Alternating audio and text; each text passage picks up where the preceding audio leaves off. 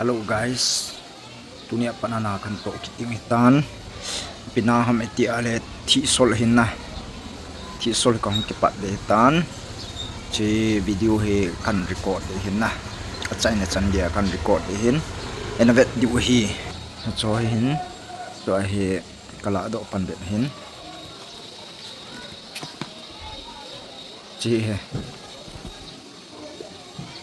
ma design chu chin tin a size chu chin tin chi window hi kan sip ding sumlo wang ka hipun chi hi kana pa in window ho kan sol pi di he. Let's go guys.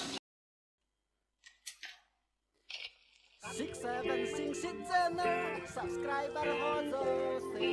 ai lo na sang pen si bai ka hin bol loi ai YouTube channel hiyo ka kim chi mama jing sa kwa kai min len to ka hin chi pi jing mi nung tha zo hi zong leng lung tha dai hon po nikhat YouTuber mi nei he thâu thô đi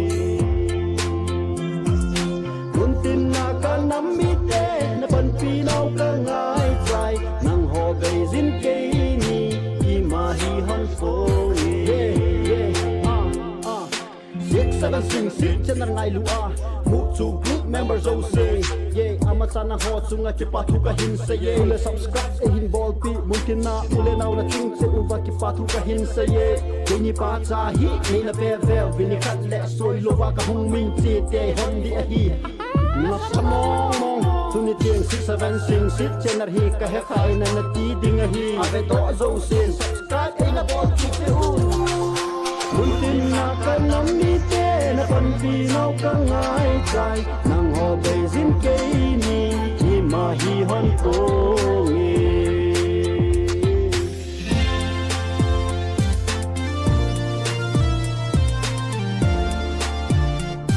gas bewo window hi frame keu di hin na tua he frame hi akisim chai tan li de hin na tua thum a hin a frame chu thing a hin jong le thi a kisim di wa nga he thi hi a bol da ho ka sip chai hin che lai ho hin so bi hin tua he chan ka pa he tan na bewo mi lung pha zo hi zong leng lung tha dai hon po nge nikhat YouTuber cha mi nei he thâu thô đi kun tin na ka nam mi te na ban pi nau ka ngai trai nang ho bei zin ke ni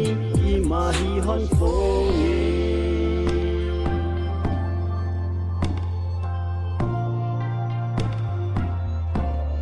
thi sol na second day second tana tanga chong khu a design lo print thana ka sim hin tu ni hi kan pat kit de tana tu ai tu ni second day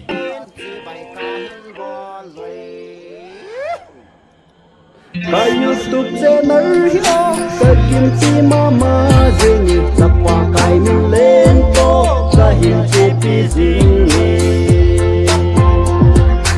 mi nung pha zo hi zong leng lung tha dai hon po nge nikhat YouTuber cha mi nei he thâu thô đi kun tin na ka nam mi te na ban pi nau ka ngai trai nang ho bei zin ke ni i ma hi hon fo ni 67 sing sit chen ngai lu a mu chu group member zo se ye ama sana ho chunga ki pa thu ka hin se ye le subscribe e hin bol pi mungkin na ule nau na chung se uwa ki pa thu ka hin se ye ni pa cha hi ni na ve ve vini khat le soi lo wa ka hung min chi te hon di a hi na samong mong tu ni tieng 67 sing sit chen hi ka he khai na na ti ding a hi ave to zo se subscribe e na bol ki se u kun tin na ka nam mi te na pan pi nau ka ngai trai nang ho bei zin ke ni ki ma hi hon to nge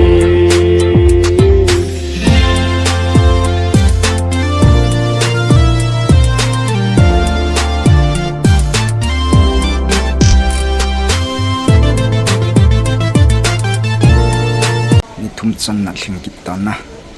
tunia hin to ki diu che le window frame he kinin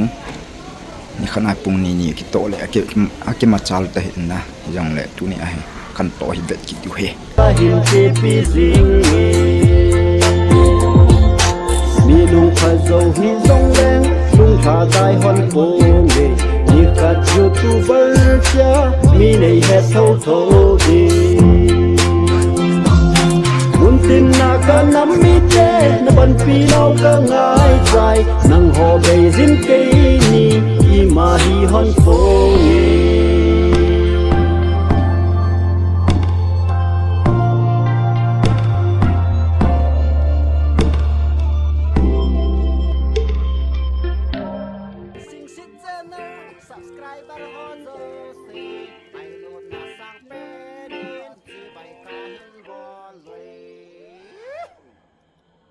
Ka YouTube channel hiyo ka kimchi mama zingi sapwa kai min len to ka hinche pi zingi mi nung pha zo hi zong leng lung tha dai hon po nge ni ka YouTuber cha mi nei he tho tho di mun tin na ka nam mi te na ban pi nau ka ngai trai nang ho be zin ke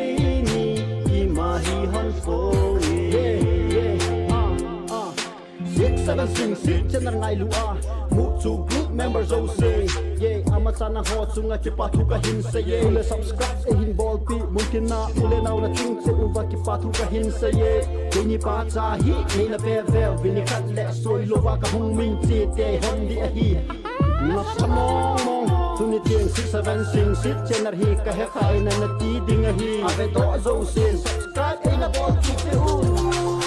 mun tin na ka nam mi te na pan pi nau ka ngai trai nang ho be zin ke ni ni ma hi hon ko